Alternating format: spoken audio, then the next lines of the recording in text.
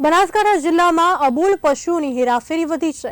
Palanpur highway પરથી પશુ ભરેલ 6 આઈસર ગાડીઓ ઝડપાઈ છે। પોલીસ અને જીવદયા પ્રેમીઓ દ્વારા સંયુક્ત ટીમે ભેંસો ભરેલી ગાડીઓ ઝડપી ભેંસોને કતલખાને લઈ જવાતા હોવાની જીવદયા પ્રેમીઓએ આશંકા વ્યક્ત કરી છે। બચાવેલ તમામ પશુઓને ડીસા કાંઠ પાંજરાપોળમાં મોકલવામાં આવ્યા છે। પશુ અત્યાચાર અધિનિયમ મુજબ ગુનો દાખલ કરીને વધુ તપાસ હાથ ધરવામાં આવી છે। બનાસકાંઠાથી સમાચાર પ્રાપ્ત થઈ રહ્યા છે। બનાસકાંઠા જિલ્લામાં અબોલ પશુઓની હેરાફેરી વધી છે। પાલનપુર હાઈવે પરથી પશુ ભરેલ 6 આઈસર ગાડીઓ ઝડપાઈ છે।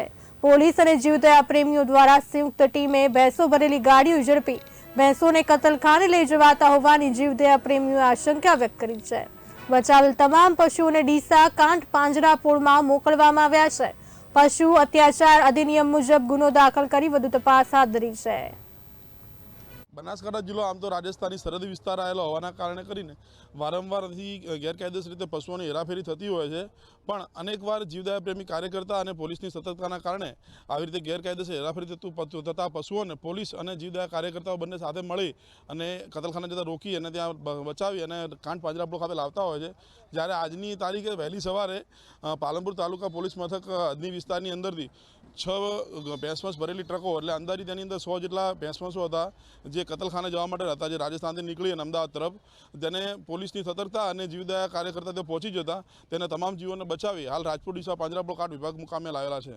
બનાસકાંઠા જિલ્લો એ સરહદી વિસ્તાર છે અને સરહદી વિસ્તાર હોવાના કારણે ડીસામાં અને ડીસાની આજુબાજુના સેન્ટરોમાંથી કતલખાને અહીંના જે આપણી માઇનોરિટી કોમ છે એ જીવોને ચોરી કરીને અથવા આપણે ગામડાઓમાંથી જે તે રીતે પશુઓ મેળવી અને કતલખાને પહોંચાડતા હોય છે। અને આ મારા જાણવા પ્રમાણે રોજની 25 થી 30 ગાડીઓ અહીંયા આપણે બનાસકાંઠા સરહદમાંથી રાજસ્થાન બાજુ પસાર થાય છે। પણ એમાં જીવદયા કાર્યકરો અને પોલીસ ઘણીવાર સતર્કતા દાખવતી હોય છે અને એ દરમિયાન ઘણા જીવો બચાવવાની કામગીરી થતી હોય છે।